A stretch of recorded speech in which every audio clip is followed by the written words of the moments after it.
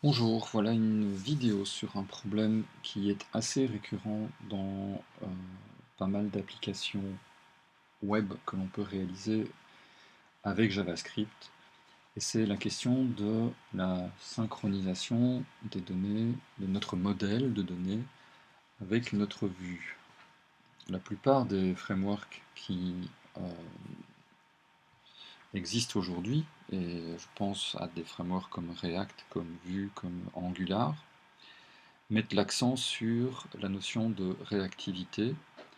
Réactivité qui signifie que le framework est en quelque sorte attentif à toutes les modifications qui se produisent sur les données de l'application et répercute de façon automatique les modifications en question vers la vue, donc vers le code HTML, en tout cas vers le code JavaScript qui contient le code HTML, de façon à nous dispenser de toutes les manipulations habituelles que l'on est amené à faire sur le DOM, et de façon à nous épargner également l'insertion dans notre code d'instructions qui sont destinées uniquement à déclencher des mises à jour de notre vue.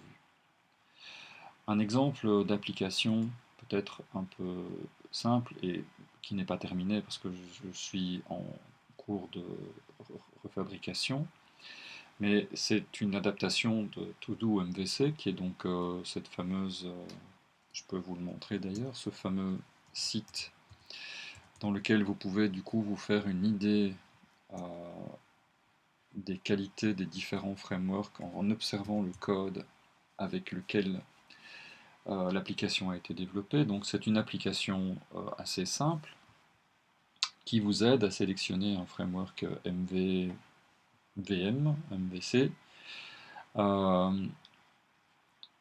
Et donc cette application a été implémentée par des tas de gens en utilisant des tas de frameworks différents. Donc en observant finalement le code, donc si on va voir Vue.js, eh bien vous avez accès à la source de l'application. Et si vous choisissez React, eh bien vous avez accès également à la source de l'application. L'idée étant de vous permettre du coup d'évaluer si ça a un intérêt pour vous, si c'est quelque chose avec quoi vous vous sentez à l'aise, enfin voilà. Donc choisir votre framework. Toutes les versions de cette application fonctionnent de la même manière. Vous avez un champ et vous tapez le nom d'une tâche que vous l'exécutez, Enter. Ça ajoute la tâche, vous pouvez faire des modifications telles que par exemple les marquer comme réalisées ou encore même carrément les supprimer. Vous pouvez les filtrer, on a vu qu'il y avait en dessous des filtres, vous pouvez aussi les changer en double-cliquant. Voilà, vous avez accès alors à un champ qui vous permet de modifier la tâche. Voilà, vous pouvez donc les filtrer, voir les tâches actives ou les tâches complétées seulement. Et quand vous avez un ensemble de tâches qui est complètement complété, vous pouvez demander d'effacer les tâches complétées. Vous avez un petit compteur ici sur le côté, et vous pouvez checker ou déchecker en cliquant sur ce bouton-ci toutes les tâches d'un coup. Donc une application qui produit qui propose des solutions, enfin des situations d'interface assez communes. Mais donc, comme vous pouvez le voir, à chaque fois qu'une action de l'utilisateur est déclenchée, eh bien, ça a une répercussion évidemment sur l'affichage. Donc les données sont modifiées en arrière-plan et immédiatement l'affichage est mis à jour pour correspondre à cette nouvelle situation des données. Bien, donc moi je suis en train de faire ça en Vanilla.js. Donc toutes les fonctions n'y sont pas encore, il n'y a que l'ajout pour le moment et le fait de changer le statut et de supprimer. Donc voilà, je peux dire que la tâche est cochée et je peux également la supprimer. Ici je fais du soft delete, donc je ne supprime pas vraiment, je rajoute un flag dessus, mais c'est pas grave. Le principe est le même, donc vous voyez que l'application se met à jour au fur et à mesure de la modification des données. Donc l'objectif que je vise dans cette vidéo est de trouver un moyen de me dispenser de rappeler systématiquement les fonctions de rendu et d'établir en quelque sorte une sorte sorte de relation automatisée entre mon modèle de données et ma vue, un peu à la manière de ce que l'on fait quand on a un écouteur d'événements. Un écouteur d'événements, je vous le rappelle, est une fonction qui est déclenchée lorsqu'un événement se produit.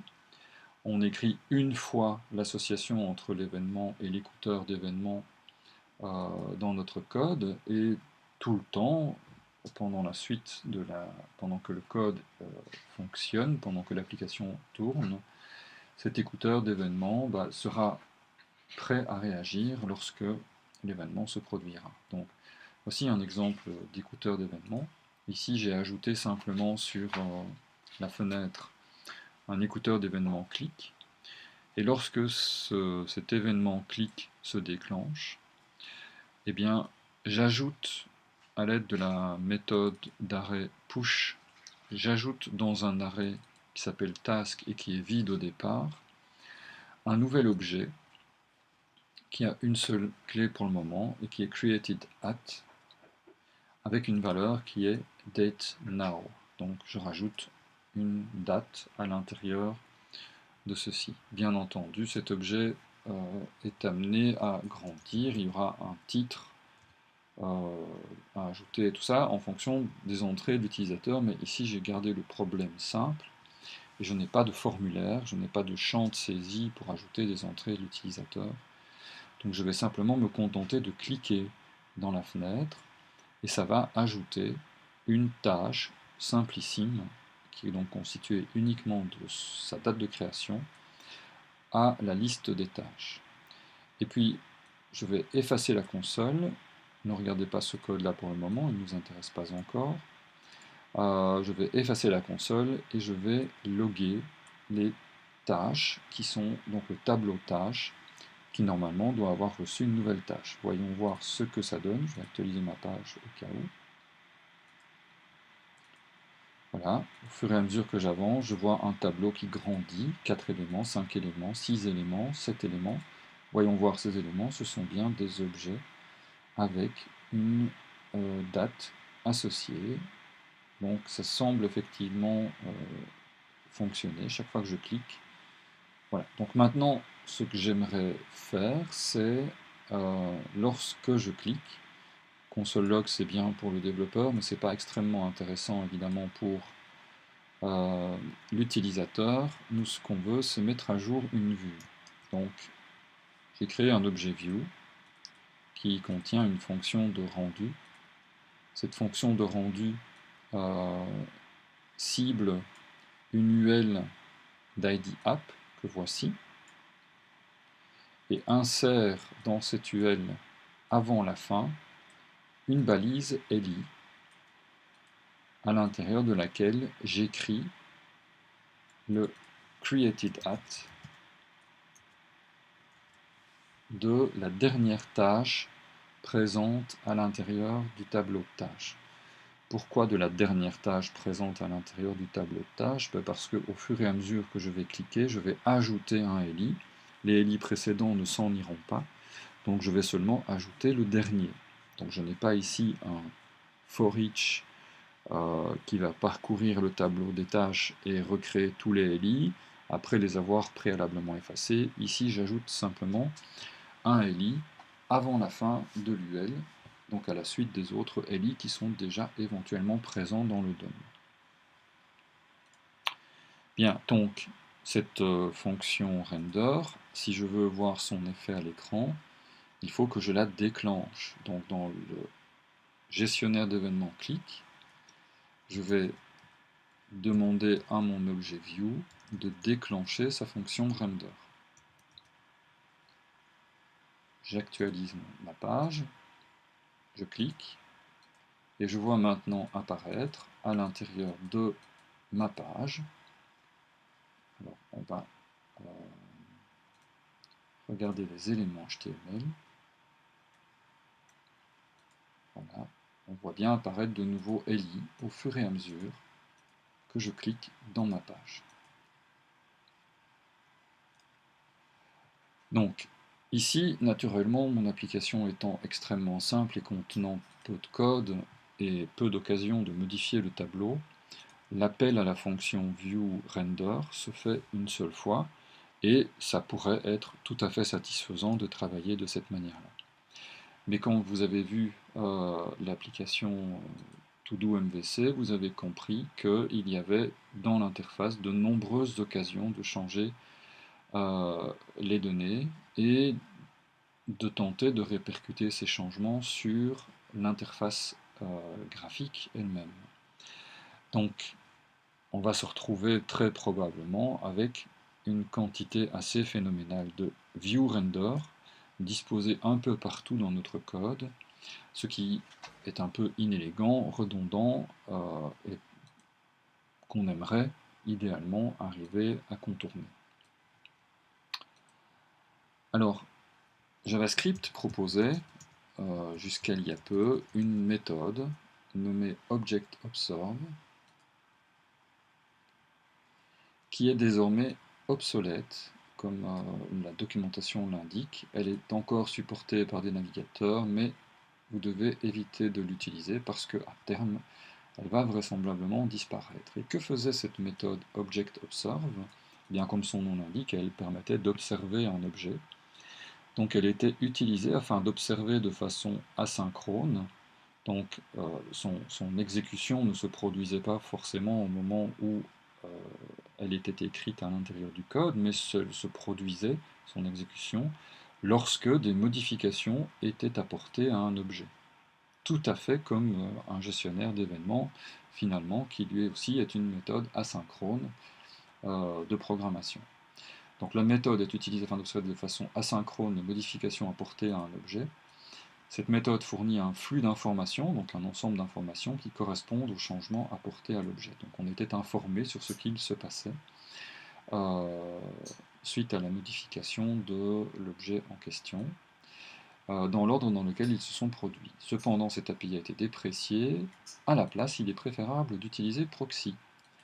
Et donc aujourd'hui, cette fonctionnalité d'observation que l'on avait la possibilité d'implémenter avec ObjectObserve est toujours possible, mais par le biais d'une nouvelle API qui s'appelle Proxy et qui mime un peu le fonctionnement de la programmation événementielle aussi, mime un peu le fonctionnement de ObjectObserve, mais propose une méthode plus générale.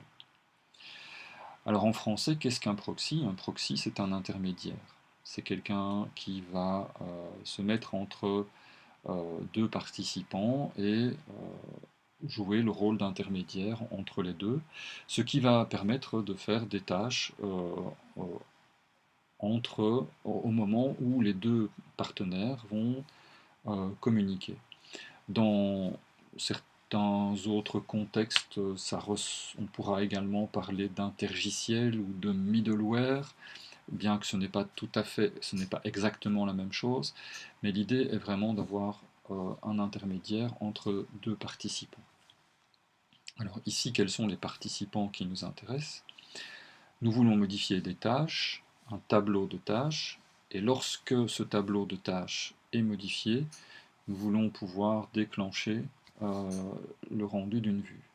Nous ne voulons pas avoir un couplage fort entre les deux, c'est-à-dire ici il y a un couplage fort, comme vous voyez les deux instructions sont en quelque sorte liées, on ne veut pas un couplage fort entre les deux, on veut pouvoir se concentrer sur notre modèle de données, ne pas avoir à nécessairement, c'est pour ça que le couplage est fort, nécessairement déclencher manuellement un rendu de vue pour autant. Nous, ce qui nous intéresse, ce sont nos données et pas le fait de déclencher la vue. Donc nous aimerions passer par un intermédiaire qui va déclencher pour nous le rendu de la vue lorsque nos données seront modifiées. Donc pour ça, on va avoir besoin de créer un proxy et un gestionnaire, un handler, comme on le décrit dans la documentation en anglais. Le proxy va être l'objet avec lequel nous allons effectivement travailler lorsque nous allons vouloir faire des pushes. Donc nous ne ferons plus des pushes dans Task, mais des pushes vers notre proxy. Et le handler sera un objet qui contiendra des fonctions qui vont réagir de façon automatique aux actions que l'on réalise vis-à-vis de notre proxy. Donc on commence, on va d'abord créer notre handler, je vais l'appeler task proxy handler, et ce sera un objet qui aura un certain nombre de méthodes, et ces méthodes dans la documentation seront désignées sous le nom trap, des pièges, autrement dit, en tout cas ou des portes d'entrée, c'est-à-dire des fonctions que JavaScript va appeler de façon automatique pour vous en fonction de l'action que vous avez réalisée vis-à-vis du proxy. Donc il faut pouvoir prédire évidemment quel va être le type de réaction de JavaScript aux actions que nous allons faire. Et ces traps sont listées ici dans les méthodes du handler. Et vous allez voir qu'il y a des traps dont les noms sont assez parlants. Vous avez par exemple une trap qui s'appelle set, qui vous permet de réagir à une tentative de définition d'une propriété sur votre objet. Vous avez également une trap qui s'appelle get, qui vous permet de réagir lorsque vous essayez d'accéder à une valeur à l'intérieur de votre objet. Vous avez apply qui vous permet de réagir à l'exécution d'une fonction. Et puis enfin, voilà, vous en avez d'autres qui sont plus techniques. On est un peu ici dans de la métaprogrammation, puisque on est en train de planifier des comportements de notre programme qui ne sont pas directement des comportements qui constituent le cœur de notre application, mais qui sont, on est un peu en train de décrire à notre programme notre programme. C'est un peu particulier. Bien, peu importe ceci, on va voir de quelle trappe on a besoin à l'intérieur de notre proxy handler. On va d'abord définir notre proxy, je vais l'appeler task proxy. Donc task proxy sera un nouveau proxy. Donc là, on utilise le mot-clé new pour créer une nouvelle instance de notre classe proxy qui est disponible dans JavaScript. Et on passe deux choses au moins à new proxy. On lui passe d'un côté alors, voilà, une cible, c'est-à-dire l'objet que l'on veut proxifier, moi ce sera task, et de l'autre côté, le gestionnaire, ce sera task proxy handler. Donc là j'ai défini mon proxy. Maintenant, grâce à ce proxy, lorsque je veux ajouter quelque chose à mon objet tâche, je ne vais plus le faire en ciblant directement mon objet tâche, mais je vais le faire en ciblant mon task proxy. Alors attention, si je fais ça, si je passe maintenant par mon task proxy et que je déclenche la méthode push, ça ne va pas de façon automatique faire un push dans l'objet cible.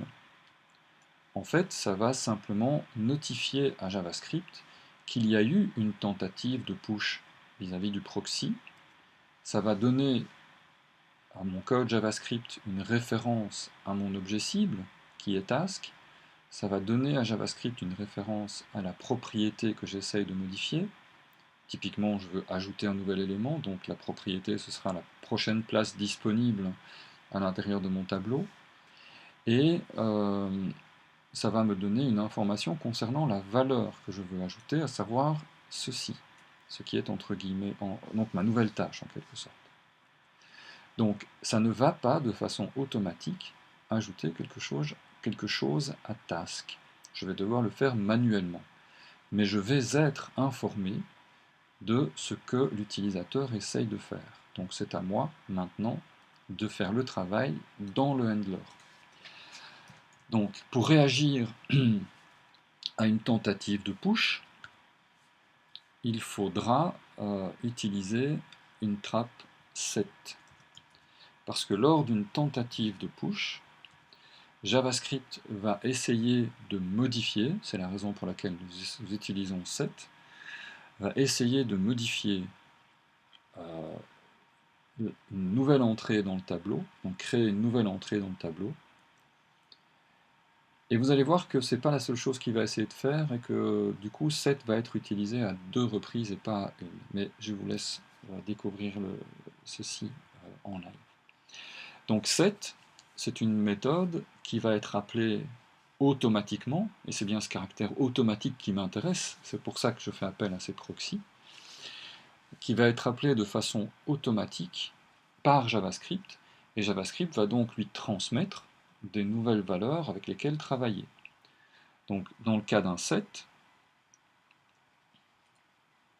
vous allez recevoir une référence à l'objet cible, qui est donc task, c'est le premier objet que vous avez défini quand vous avez créé votre nouveau proxy.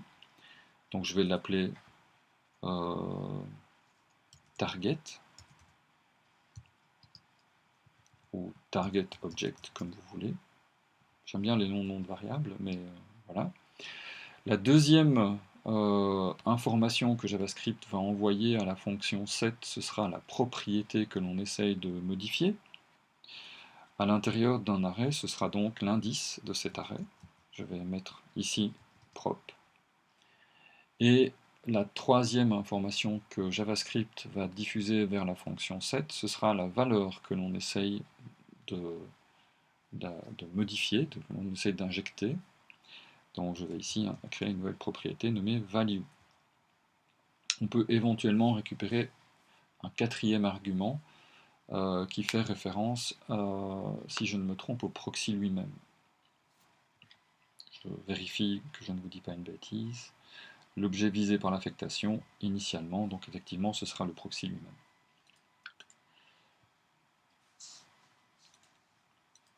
Bien, on a donc JavaScript qui vient d'entendre qu'on essayait de faire un push sur le proxy, et qui donc du coup a automatiquement déclenché la fonction set, nous a envoyé ces informations, et on va maintenant regarder c'est quoi ces fameuses informations.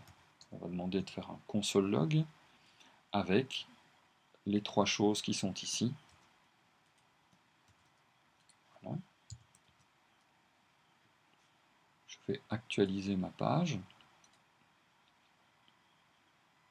Alors, il ne se passe rien pour le moment, c'est bien normal. Il ne se passera quelque chose que lorsque je cliquerai sur Push. Donc, je vais cliquer sur Push. Et là, je vois qu'il y a 2 entrées nouvelles qui sont apparues, plus une erreur. On va d'abord gérer l'erreur. Il me dit qu'il y a une erreur qui n'a pas été interceptée, que set dans le proxy, la trappe a retourné un résultat faux pour property. Quand tout se passe bien, vous devez retourner un résultat qui est true. Donc je vais moi-même retourner true ici. Je vais actualiser.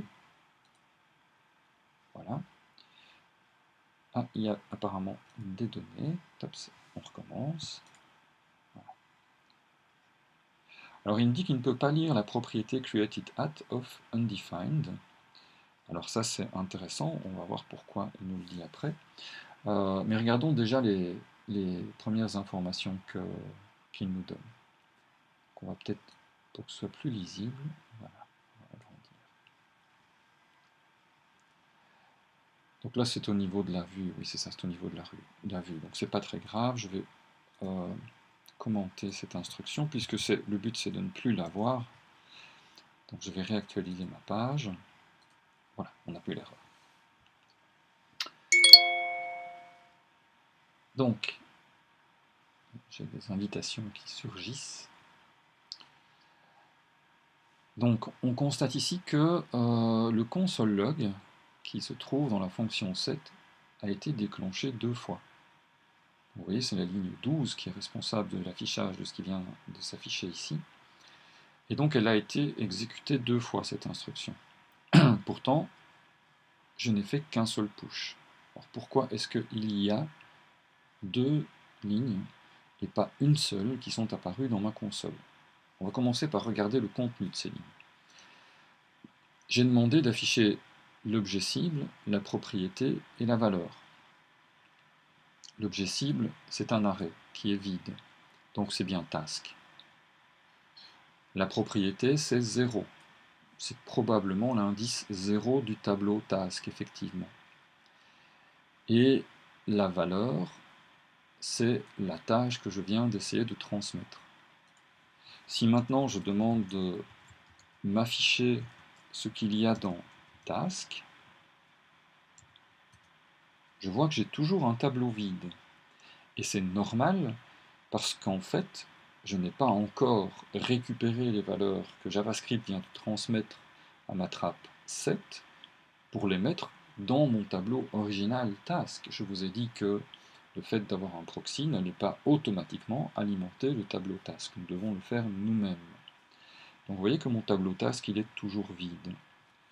Donc cette première ligne, c'est une ligne qui correspond très exactement à ce que nous espérions. À savoir que dans la fonction set, j'ai récupéré les informations concernant le push qui vient de se produire. Mais je vois que JavaScript a déclenché une deuxième fois la fonction set.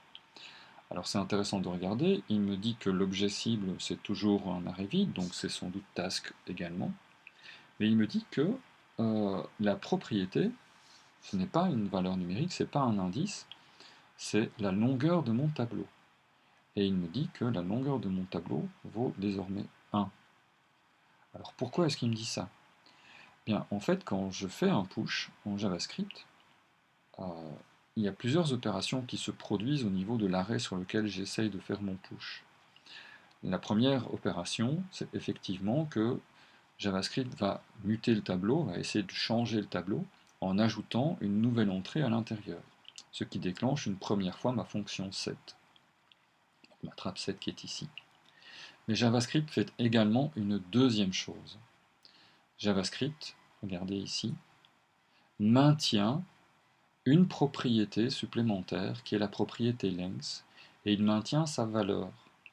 Et donc ici, il me dit qu'il essaye de modifier la propriété length également.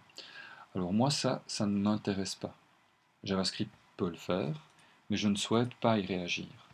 Donc dans ma fonction set, je vais demander de ne réagir que lorsque la propriété est différente de length. Donc tout le code qui se trouve ici, l'action que j'essaye de réaliser, alors je ne sais plus très bien dans Sublime Text comment on déplace les lignes, ce n'est pas mon éditeur habituel. Voilà.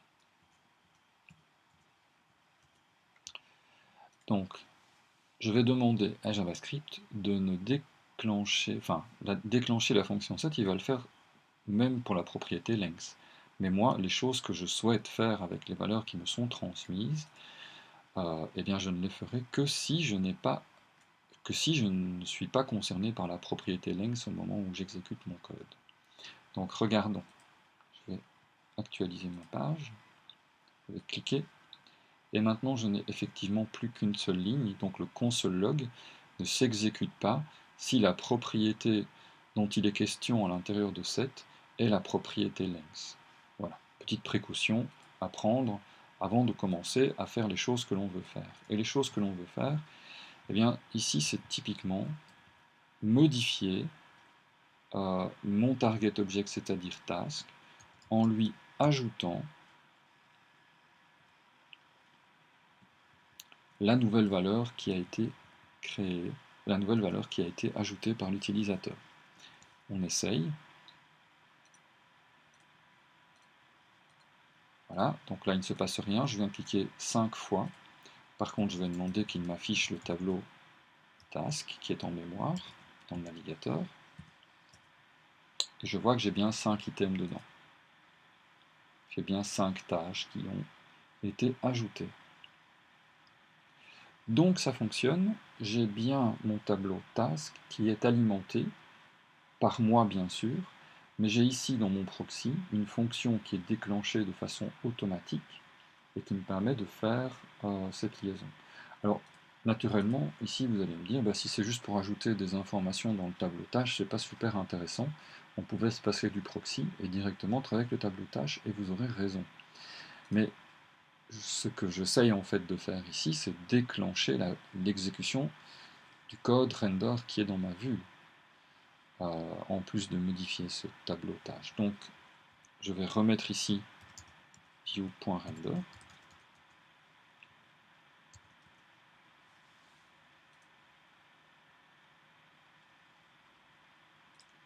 On va actualiser la page. Et maintenant, je vois bien apparaître dans ma vue, et on peut peut-être ici afficher les ELI correspondants, qui veut bien.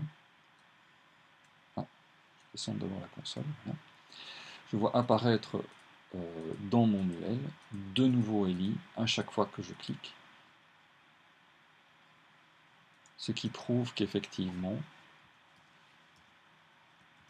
il y a un lien automatisé qui a été mis en place entre les modifications d'un arrêt et la fonction de rendu.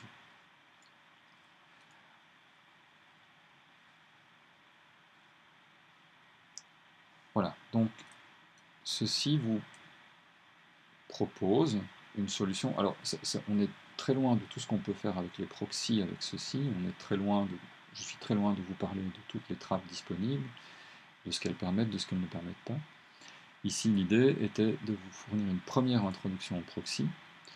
Donc, le principe est assez proche de ce que l'on fait avec des écouteurs d'événements, sauf que ici, les événements qui se produisent, ce sont des modifications sur des objets, et pas des événements de l'utilisateur particulièrement. Donc ici, j'ai une modification sur un objet qui est un push. J'ai établi un lien entre un objet cible et un gestionnaire dans lequel je vais faire des actions lorsque l'action va se produire. Donc je fais un push, je rentre dans mon proxy handler, ce push déclenche la modification de certaines propriétés de mon objet cible, et donc je peux y réagir à l'aide de set, de façon automatique. Et donc je fais mon set, j'ajoute des choses dans mon tableau d'origine, et je déclenche la vue lorsque j'ai fini. Une fois que vous avez créé votre proxy et votre proxy handler, vous pouvez les réutiliser évidemment dans différentes parties de votre code, les importer. Et lorsque vous travaillez sur votre liste de tâches, eh bien, vous travaillez non pas directement sur la liste, mais sur le proxy de la liste. Et vous n'avez plus alors à manuellement déclencher les rendus de la vue. Voilà, j'espère que ceci vous aide un petit peu dans l'exploration des nouvelles fonctionnalités de JavaScript.